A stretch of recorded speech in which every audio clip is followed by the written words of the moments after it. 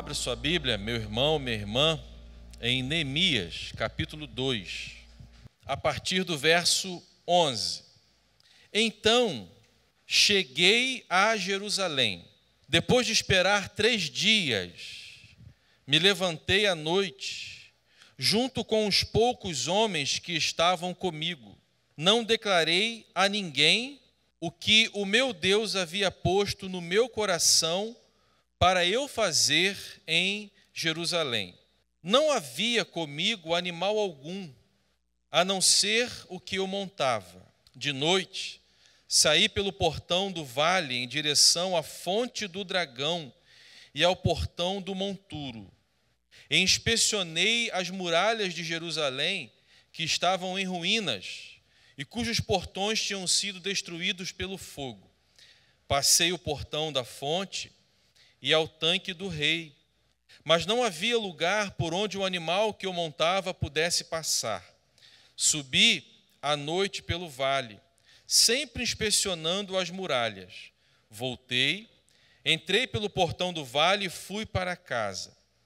Os magistrados não sabiam aonde eu tinha ido, nem o que eu tinha feito, pois até ali eu não havia declarado coisa alguma, nem aos judeus, nem aos sacerdotes, nem aos nobres, nem aos magistrados, nem aos demais que iriam fazer a obra. Então eu lhes disse: vocês estão vendo a miséria em que nós estamos? Jerusalém em ruínas e os seus portões destruídos pelo fogo. Venham, vamos reconstruir as muralhas de Jerusalém para nos livrarmos desta vergonha. E lhes declarei como a mão bondosa do meu Deus havia estado sobre mim, e também as palavras que o rei me havia falado. Então disseram, vamos juntos, irmãos, essa parte do verso 18. Vamos nos preparar e começar a reconstrução. Então se prepararam para fazer esta boa obra. Porém, quando Sambalate, o horonita, Tobias, o servo amonita, e um árabe chamado Gesem souberam disso, zombaram de nós e nos desprezaram, dizendo: o que é isso que vocês estão fazendo? Querem se rebelar contra o rei? Vamos juntos, irmãos. Então lhes respondi: o Deus dos céus é quem fará com que sejamos bem-sucedidos. Nós, seus servos, vamos nos preparar e começar a reconstrução, mas vocês não têm parte, nem direito, nem memorial em Jerusalém. Meus irmãos, não podia ser diferente. No primeiro domingo de 2025, refletirmos sobre o tema do recomeço, da reconstrução. Nós temos a oportunidade de viver isso, para que assim como o calendário foi alterado, 24 foi, agora chega 2025, a nossa vida também possa ser alterada, a nossa vida também possa ser nova, a gente também possa experimentar e viver um tempo novo da parte de Deus e receber de Deus uma mensagem sobre recomeço, uma mensagem sobre reconstrução. Mas eu quero me valer com os irmãos nesta noite dos versos que lemos de Neemias capítulo 2, de 11 a 20. E tendo como referência os versos que lemos de Neemias, receber de Deus uma palavra sobre recomeçar, uma palavra sobre reconstruir. A história de Neemias é nossa, é uma história conhecida por nós. Nós sabemos que Deus levantou Neemias para reconstruir. A informação chega para Neemias. Neemias sente aquilo e se coloca diante de Deus como alguém que deseja ser instrumento de Deus, ele se coloca nas mãos de Deus para reconstruir aquela realidade, para recomeçar a vida do seu povo. Neemias se coloca diante de Deus como alguém que está dizendo assim: Senhor, dá ao povo uma oportunidade de recomeçar. E aquilo, Senhor, que precisa para recomeçar, a minha vida está aqui para recomeçar. E aí, irmãos, quantas coisas, se a gente for assim, fazer uma espécie de fracionar a nossa vida, de sistematizar a nossa vida, de colocar a nossa vida por partes, nós vamos ver quanta coisa nós precisamos e podemos recomeçar. O nosso relacionamento com Deus pode ser melhor. O nosso relacionamento familiar pode ser melhor. A gestão dos nossos recursos pode ser melhor. A forma como a gente vai lidar com as questões que envolvem o nosso trabalho, o relacionamento nosso com as pessoas, a nossa forma de estudar e nos desenvolver, a forma de cuidarmos do nosso corpo, irmãos, que é templo do Espírito Santo, a forma como cuidar do nosso corpo. Quantas coisas, irmãos, se a gente for olhar um pouco mais detalhadamente a nossa vida, nós vamos ver como nós podemos recomeçar, como nós podemos reconstruir. E é interessante, meus irmãos, que olhando e tendo como base a mensagem de Neemias, capítulo 2, de 11 a 20, nós vamos perceber que para recomeçar, irmãos, é necessário ter sabedoria. E a primeira coisa que Neemias apresenta aqui, nos versos 11 a 16, é ter sabedoria para discernir o momento de fazer, sabe o que, irmãos? De falar. Olha só, irmãos, a Bíblia vai nos ensinando a ter sabedoria. A Bíblia vai nos ensinando, e nós vamos ler isso já já, que precisamos ter sabedoria para ouvir, mais do que falar. Meus irmãos, Neemias, de forma sábia, ele aguardou a conclusão da inspeção que ele precisava fazer. Ele aguardou o tempo correto para que ele pudesse, então, falar sobre o propósito que o conduziu até Jerusalém. Ele não tinha que falar antes. Ele precisava ter, no tempo que Deus estava dando a ele, uma visão correta daquilo que ele iria viver, do desafio que ele iria viver. Deus já tinha colocado no coração dele o propósito de reconstruir. Agora, ele precisava ter a noção detalhada do que precisava ser reconstruído. Para isso, ele deveria guardar com ele, diante de Deus, para que ele pudesse falar o que fazer e no tempo certo do que ele iria fazer. Meus irmãos, o inimigo da nossa vida não é onisciente como Deus é, mas a partir do momento que falamos ou fazemos alguma coisa, o diabo toma conhecimento e ele se levanta, e o texto fala sobre isso, nós vamos ver. Ele se levanta para impedir, para atrapalhar, para colocar empecilhos naquilo que Deus nos levanta a fazer. E muitas vezes, porque nos falta sabedoria para o momento de falar, a maneira de falar, nós damos ao inimigo um trunfo para ele agir contra a nossa vida. Nós damos ao inimigo, abrimos para o inimigo uma porta que não deveria ser aberta.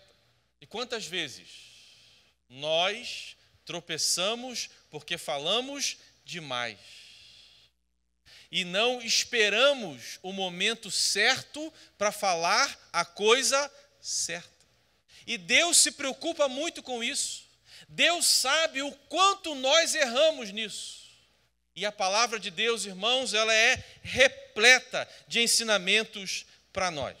Tiago, capítulo 1, verso 19, 20 e 21, a Bíblia nos diz assim: vocês sabem estas coisas, meus amados irmãos, cada um esteja pronto para ouvir, mas seja tardio para falar e tardio para ficar irado, porque a ira humana não produz a justiça de Deus. Portanto, deixando toda a impureza e acúmulo de maldade, acolham com mansidão a palavra implantada em vocês, a qual é poderosa para salvá-los.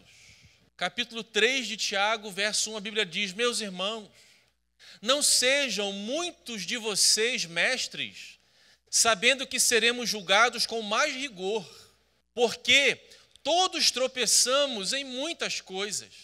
Se alguém não tropeça no falar, é um indivíduo perfeito, capaz de refrear também todo o corpo. Ora, se colocamos um freio na boca dos cavalos para que nos obedeçam, também lhes dirigimos o corpo inteiro. Observem igualmente os navios que, sendo tão grandes e impelidos por fortes ventos, são dirigidos por um pequeníssimo leme e levados para onde o piloto quer. Assim também a língua, pequeno órgão, se gaba de grandes coisas. Vejam como uma fagulha incendeia uma grande floresta. Ora, a língua é um fogo, é um mundo de maldade. A língua está situada entre os membros do nosso corpo e contamina o corpo inteiro. E não só põe em chamas toda a carreira da existência humana, como também ela mesma é posta em chamas pelo inferno. Pois toda espécie de animais, de aves, de répteis e de seres marinhos se doma e tem sido domada pelo gênero humano. Mas a língua ninguém é capaz de domar. É mal incontido, cheio de veneno mortal. Com ela bendizemos o Senhor e Pai, também com ela amaldiçoamos as pessoas criadas à semelhança de Deus. De uma só boca procede bênção e maldição. Meus irmãos, isso não deveria ser assim. Por acaso pode a fonte jorrar do mesmo lugar água doce e água amarga? Meus irmãos, será que a figueira pode produzir azeitonas ou a videira figos? Assim também, uma fonte de água salgada não pode dar água doce. Até aqui. Mas tem uma coisa, irmãos, que é muito séria. A nossa ansiedade, ela nos atrapalha muito. E nós não conseguimos esperar o tempo para com sabedoria poder o quê? Falar.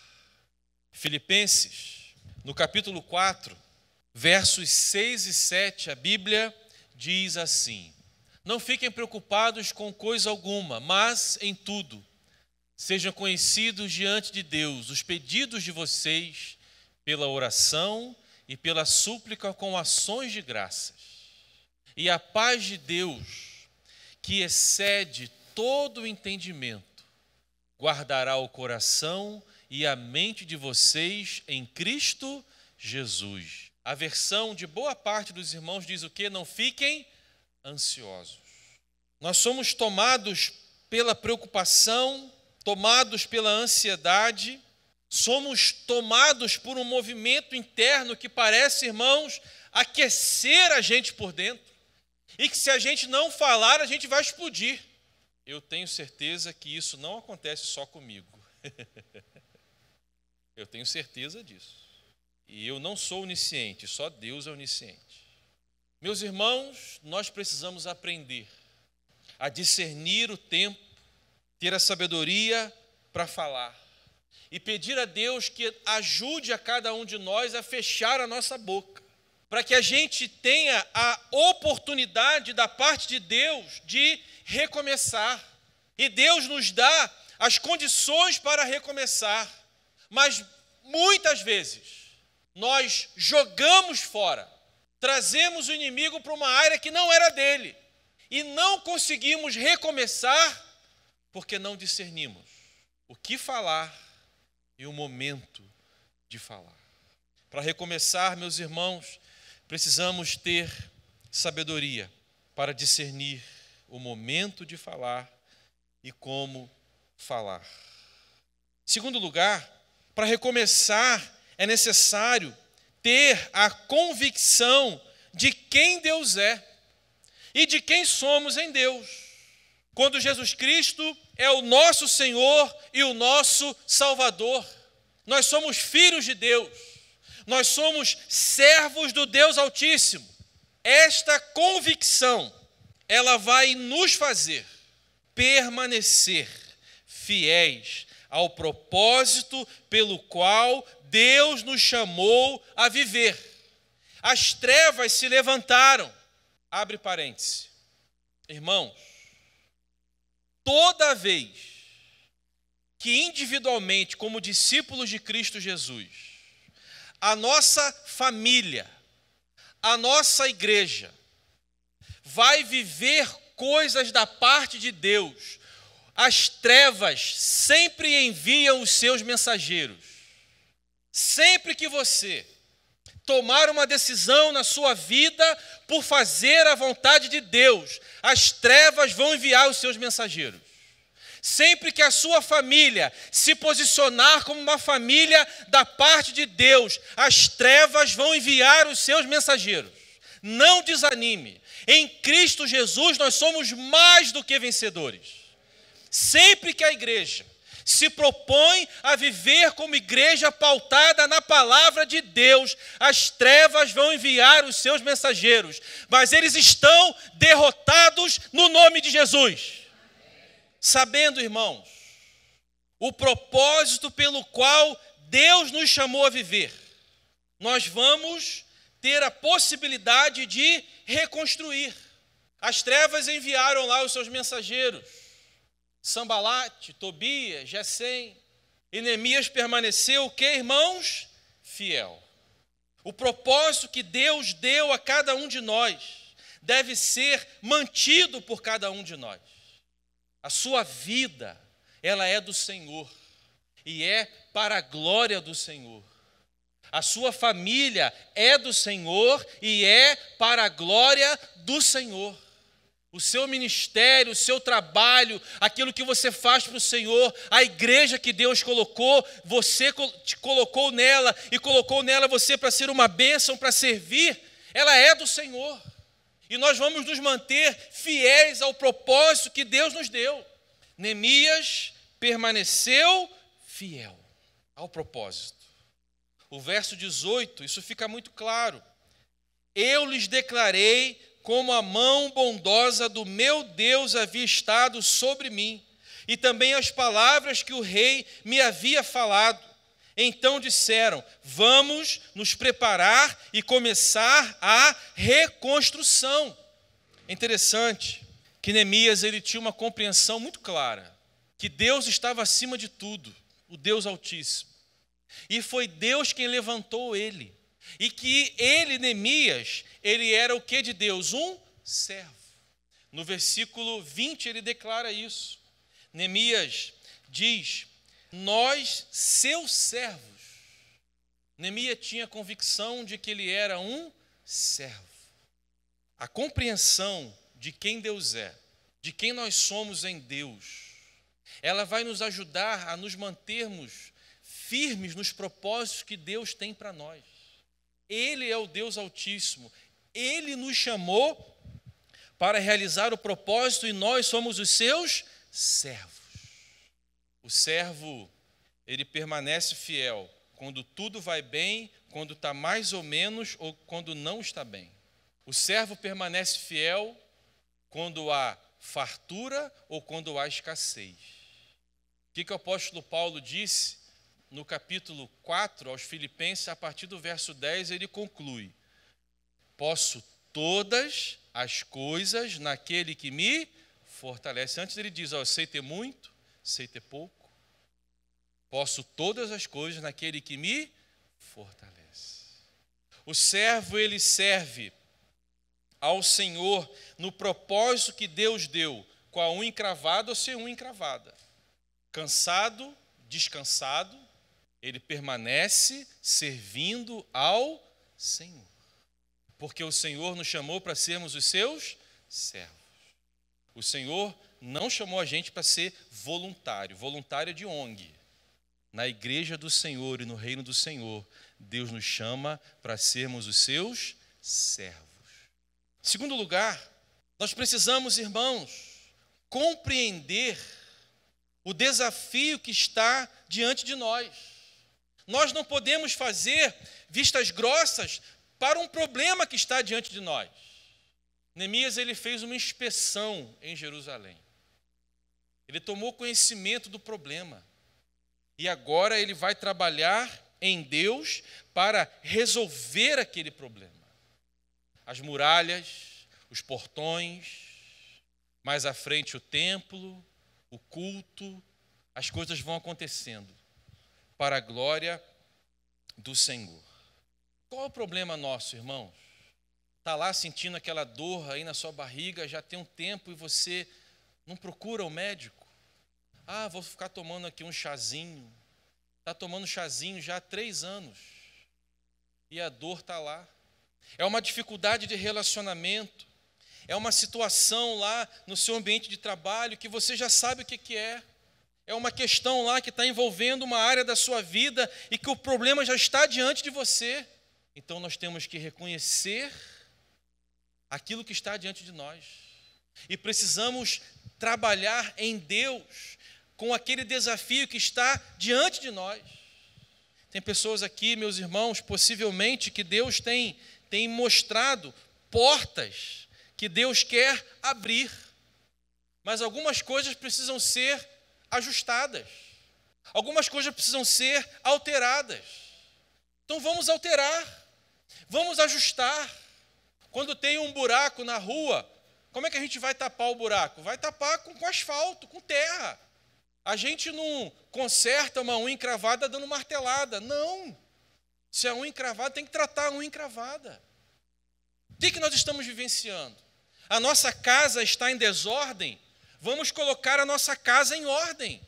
As nossas finanças estão bagunçadas. Vamos corrigir as nossas finanças. O meu trabalho está uma bagunça só e eu já sei há 3 anos que o meu trabalho está uma bagunça. Vai continuar assim? Neemias, depois de fazer a inspeção, ele tinha a compreensão clara de qual era o seu desafio. O que a gente precisa corrigir? O que a gente precisa consertar?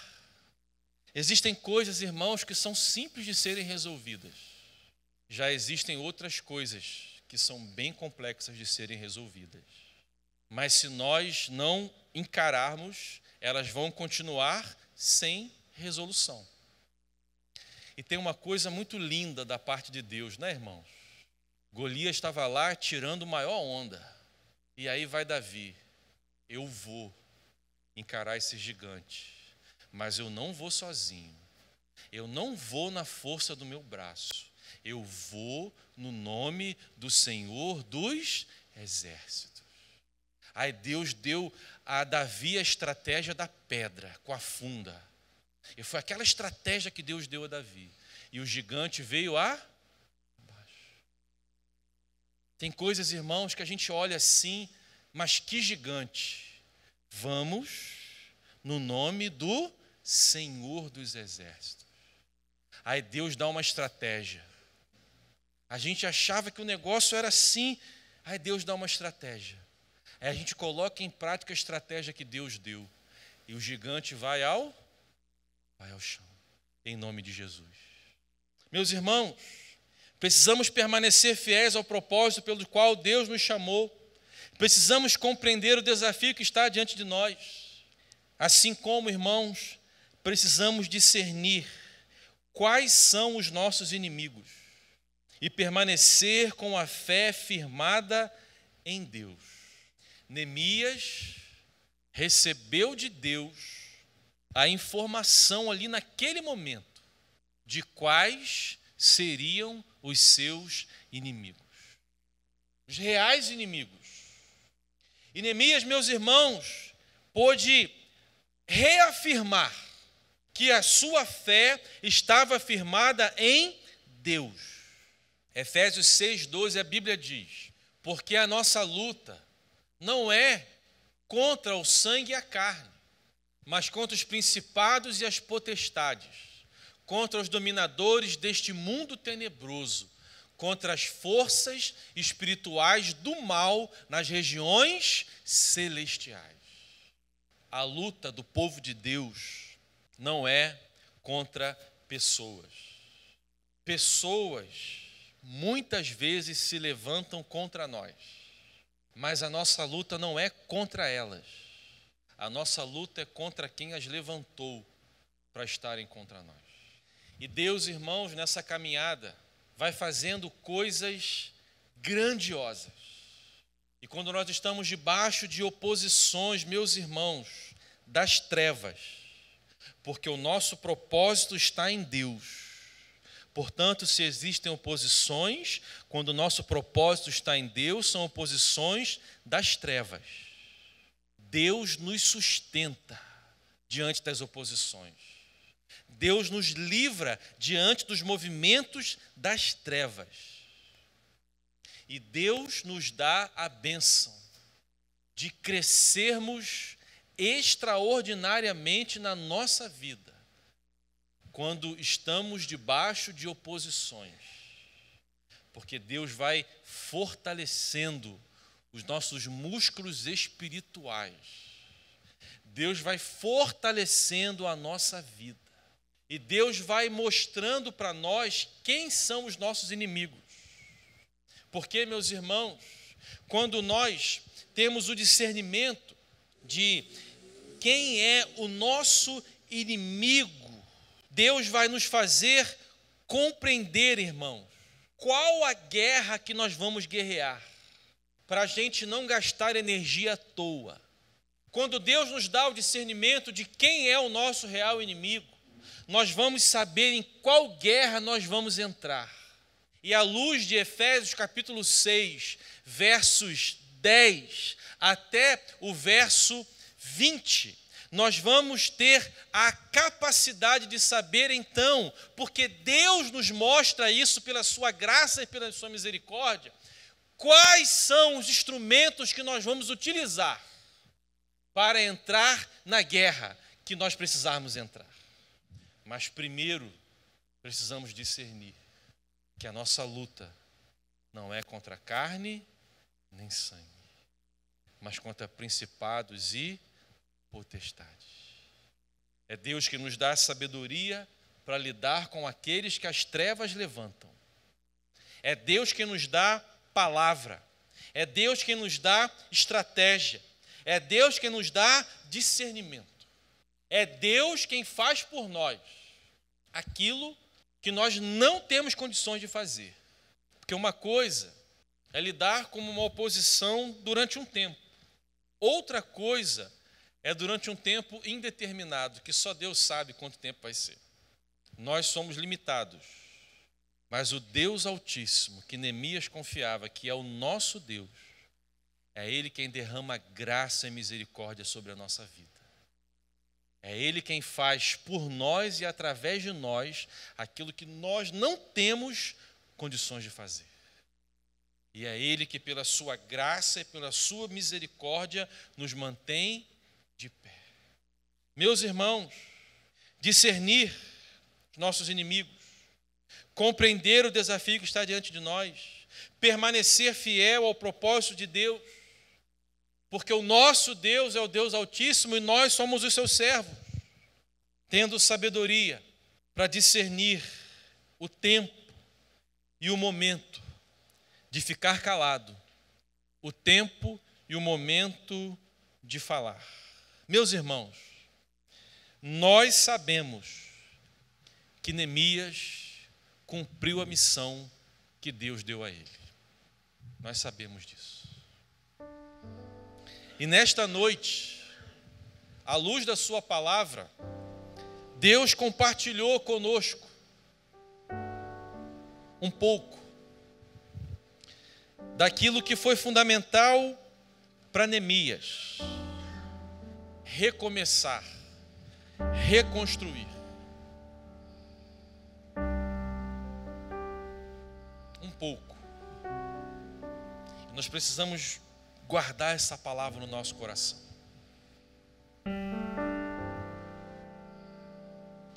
Para a gente poder recomeçar. Que coisa boa, irmãos. Nosso Deus é um Deus que nos dá a oportunidade de recomeçar. Que coisa boa. Neemias, quando toma conhecimento de toda a realidade, o que Neemias fez, irmãos? Ele orou. Resumidamente, lá no início de tudo, ele orou a Deus. Ele colocou a vida dele diante do Senhor em oração.